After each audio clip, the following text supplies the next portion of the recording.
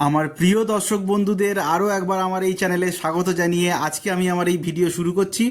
বন্ধুরা, আজকে আমি রেড উইস্কার্ড বুলবুল, তাদের বাসা, তাদের যে ডিম এবং তাদের যে ছোট ছোট বাচ্চা তারা কিভাবে প্রতিপালন করে সেগুলো নিয়ে অত্যন্ত ডিটেলসে আপনাদের সঙ্গে আলোচনা করব।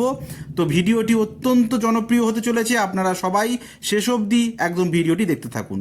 এর আগে আমি রেড উইস্কার্ড বুলবুল এবং তাদের বাসা নিয়ে আলোচনা করেছি, কিন্তু আজকে আমি এই বাসার মধ্যে তারা যে ডিমটা পারে সেই ডিম এবং তার থেকে যে তাদের ছোট ছোট যে বাচ্চা যেগুলো বেরোয় তারা কিভাবে থাকে, কিভাবে মা তাদেরকে প্রতিপালন করে সেই জিনিসগুলো আপনাদেরকে অত্যন্ত কাছ থেকে দেখানোর চেষ্টা করব। এই রেড উইস্কার্ড বুলবুলের সাইন্টিফিক নেম পিকনোনোটাস জোকোসাস। এরা সাধারণত ডিসেম্বর থেকে মে মাসের মধ্যেই ডিমটা পেড়ে থাকে, সেই সময় কিন্তু এরা বাসাটা বানায়। এরা সাধারণত খড়কুটো বা সরু সরু তালপাতা এই সমস্ত জিনিসগুলো দিয়েই তাদের যে বাসাটা সেটা তৈরি করে, এবং এদের যে ব্রিডিং সিজন আছে ডিসেম্বর থেকে মে মাসের মধ্যেই কিন্তু তারা এই বাসাটা তৈরি করে, অন্য সময় করে না। তার কারণ যে কোনো পাখি, বেশিরভাগ পাখি তাদের বাসাটাকে তাদের আতুরঘর হিসেবে ব্যবহার করে। এই যে রেড উইস্কার্ড বুলবুল তারা একসঙ্গে 3 থেকে 4টে ডিম পাড়তে পারে, এবং তাদের যে ডিম সেই ডিমের ওপরে যে সুন্দর লাল লাল ছিটে থাকে সেটা দেখে কিন্তু আমরা রেড উইস্কার্ড বুলবুলের যে ডিম সেটা কিন্তু খুব সহজেই আমরা আইডেন্টিফাই করতে পারি। এবং ডিম ফুটে যে বাচ্চা, যে হ্যাচিং টাইম যেটা আমরা বলি, সেটা হচ্ছে মোটামুটি 12 দিন মতন লাগে তাদের ডিম ফুটে বাচ্চা বেরোতে।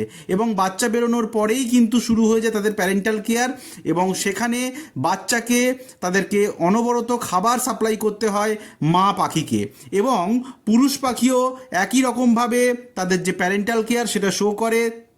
পুরুষ পাখি বাসা এবং তাদেরকে রক্ষা করার জন্য আশেপাশে যাতে কোনো এনিমি আসতে না পারে সেই দিকে লক্ষ্য রাখে, এবং সেখান থেকে যদি দেখে যে কোনো এনিমি আসছে তখন পুরুষ পাখি কিন্তু মা পাখিকে সিগন্যাল দেয়, এবং তখন মা পাখি তার যে আত্মরক্ষার ব্যবস্থা সেটা কিন্তু সে করে থাকে।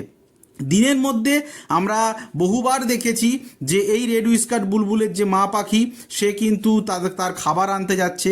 এরা খাবার হিসেবে সাধারণত ছোট ছোট, একদম ছোট ছোট ইনসেক্ট, তাছাড়াও ফল বা নেকটার এগুলোকে তারা ব্যবহার করে, এবং তাদের ঠোঁটে করে এনে তাদের যে ছোট ছোট বাচ্চাগুলো আছে তাদেরকে একাধিকবার তারা খাওয়ানোর চেষ্টা করে। এবং এইভাবে যেভাবে আপনারা দেখছেন দিনের বেশিরভাগ সময় কিন্তু মা পাখি তাদের যে বাচ্চাগুলোকে এইভাবে আত্মরক্ষার জন্য তাদেরকে পাহারা দেয়।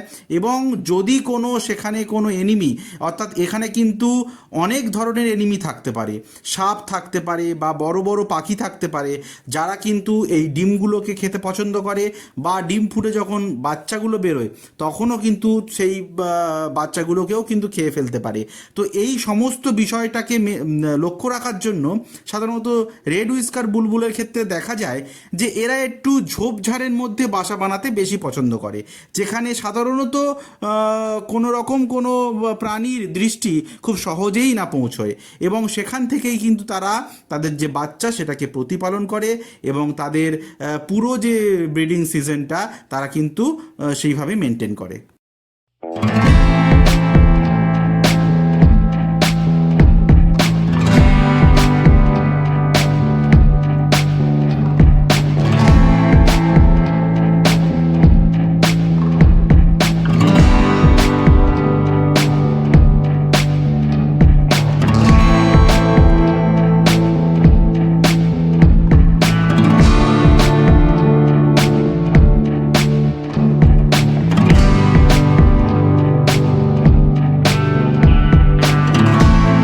বন্ধুদের আরও একবার জানিয়ে রাখবো যে এই রেড উইস্কার্ড বুলবুল সম্পর্কে আরও বিস্তারিত তথ্য আমার এই চ্যানেলে দেওয়া আছে, যদি আপনারা ইন্টারেস্টেড থাকেন তাহলে সেখানে যেতে পারেন। এবং শুধুমাত্র রেড উইস্কার্ড বুলবুল নয়, আরও অনেক ধরনের পাখি বা মৌমাছি সম্পর্কে অনেক আকর্ষণীয় তথ্য সেখানে দেওয়া আছে, যদি আপনারা চান অবশ্যই দেখতে পারেন। এবং আপনি যদি নতুন হন তাহলে অবশ্যই চ্যানেলটা সাবস্ক্রাইব করার জন্য আপনার কাছে অনুরোধ রয়েছে, এবং এই ভিডিওটা যদি আপনার সত্যিই ভালো লাগে তাহলে অনেককে এটাকে শেয়ার করতে পারেন। বন্ধুরা দেখতে পাচ্ছেন যে এখানে যে বাচ্চাগুলো ছিল তারা প্রায় সবাই উড়ে গেছে, মানে তারা প্রায় সবাই ম্যাচিওর করে গেছে, একটি বাচ্চাই এখানে পড়ে আছে। বা এটাও হতে পারে যে তারা কোনো রকম তাদের লস হয়েছে, তারা সেখানে আর নেই, একটি বাচ্চা এখানে পড়ে আছে।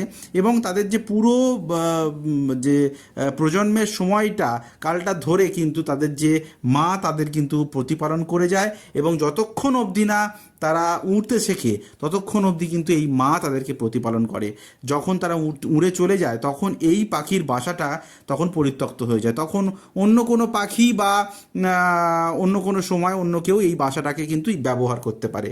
সুতরাং এই যে পাখির বাসাটা দেখতে খুব সুন্দর, একটি একদম কাপ শেপড, এবং গাছের এমন ডালে এরা বাসাটা তৈরি করে যাতে গাছের ডাল থেকে সহজেই বাসাটা নিচেই না পড়ে যায়, এবং বাসাটা যাতে খুব শক্তপোক্তভাবে সেখানে থাকতে পারে। এবং যেটা আমি বললাম যে অনেকটা বুশি জায়গায় এরা বাসাটা তৈরি করতে বেশি পছন্দ করে, অর্থাৎ সেখান থেকে বাসা নিচেই পড়ে যাওয়া বা ডিম নিচেই পড়ে যাওয়ার কোনো সম্ভাবনা যাতে না থাকে সেই জায়গাগুলো কিন্তু এরা লক্ষ্য করে। এবং আমরা যেটা লক্ষ্য করছি যে বাসার ভিতরের দিকটা কিন্তু তুলনামূলকভাবে সরু সরু যে গাছের ডাল বা সরু সরু জিনিসপত্র দিয়ে বেশি তৈরি হয়েছে, কেন সেখানটা একটু নরম গদির মতন জায়গা তৈরি করার দরকার, বাচ্চাগুলো সেখানে আছে। কিন্তু বাইরের দিকটা তুলনামূলকভাবে মোটা ডাল বা তুলনামূলকভাবে মোটা যে কোনো কাঠি জাতীয় পদার্থ দিয়ে কিন্তু এই পুরো যে বাসাটা সেটা কিন্তু তৈরি হয়েছে।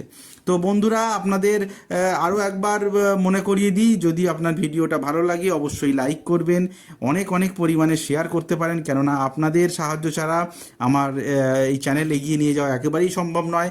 অনেক দিন পর আবার একবার আপনাদের সঙ্গে দেখা হলো, আরও অনেক আকর্ষণীয় ভিডিও আপনাদের জন্য আমি আনতে চলেছি।